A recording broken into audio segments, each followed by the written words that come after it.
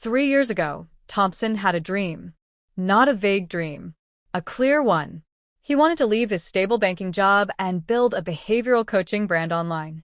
He bought courses, watched webinars, Zavit YouTube videos, took notes in 5 different journals.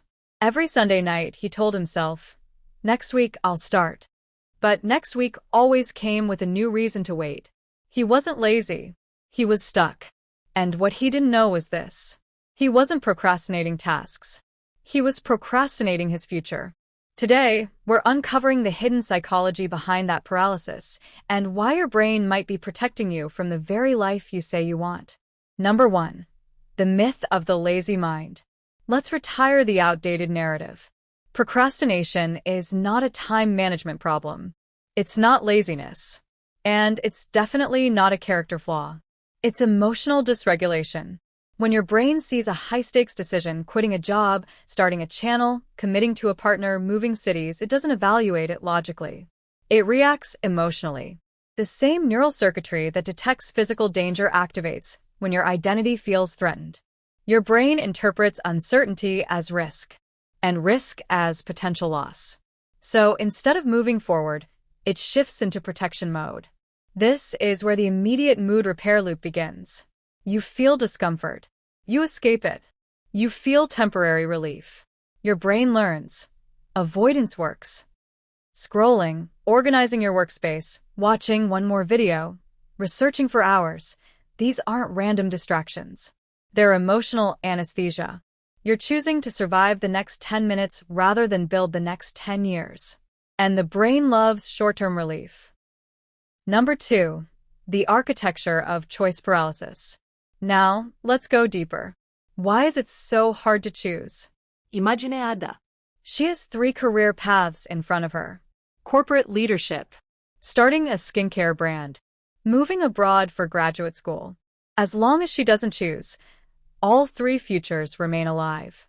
In her imagination, she is a powerful executive, a successful entrepreneur, an international scholar.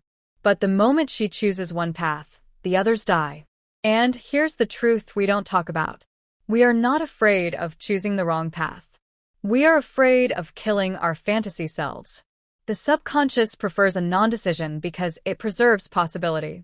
Stagnation feels safer than regret, even if stagnation quietly erodes your confidence year after year. Maintaining endless options feels empowering, but psychologically, it's exhausting. Every open loop drains cognitive energy. Research shows that unresolved decisions occupy working memory, reducing clarity and increasing stress. You're not neutral when you delay. You're depleting. Ironically, picking a path, even imperfectly, frees mental bandwidth. But your brain doesn't measure cognitive cost. It measures emotional threat. And threat avoidance wins. Number 3. The identity shift crisis. Here's where procrastination becomes existential. When you choose a future, you're not just selecting an outcome. You're selecting a new identity. If Thompson launches his coaching brand, he is no longer Banker Thompson. He becomes Entrepreneur Thompson. That shift feels permanent. This is the permanent label fallacy.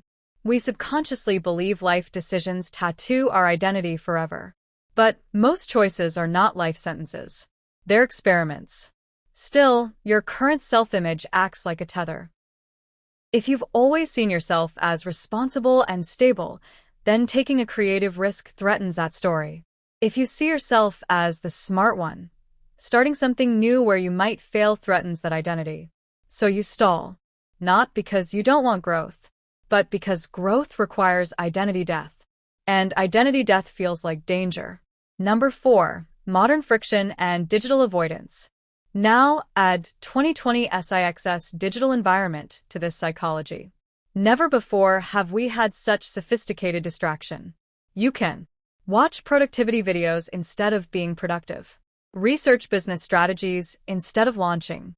Optimize your Notion dashboard instead of making the hard call. This is productive procrastination. High achievers are especially vulnerable because the avoidance looks intelligent. This leads to what I call the simulation trap. You simulate progress. Researching gives you dopamine. Planning feels like movement.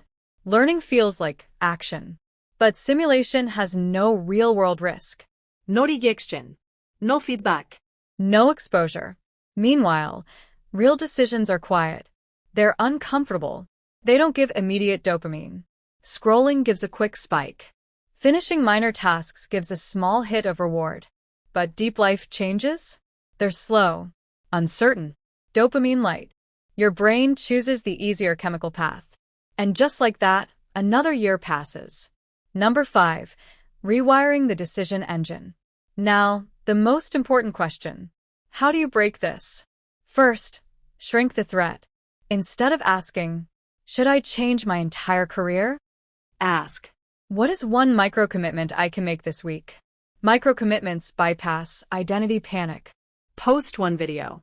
Email one mentor. Apply to one program. Build one landing page. Small action reduces emotional resistance. Second, adopt the two-way door mindset. Some decisions are one-way doors. Most are two-way. If you try something and it doesn't work, you can pivot. But your brain treats every door as permanent. Remind yourself, this is data collection, not destiny. Finally, shift your reward system. Right now, your brain prioritizes short-term comfort. You must consciously practice rewarding long-term alignment. After taking a brave action, pause. Acknowledge it. Celebrate the courage, not just the outcome. You are training your nervous system to associate action with safety. And safety is what your brain has been seeking all along.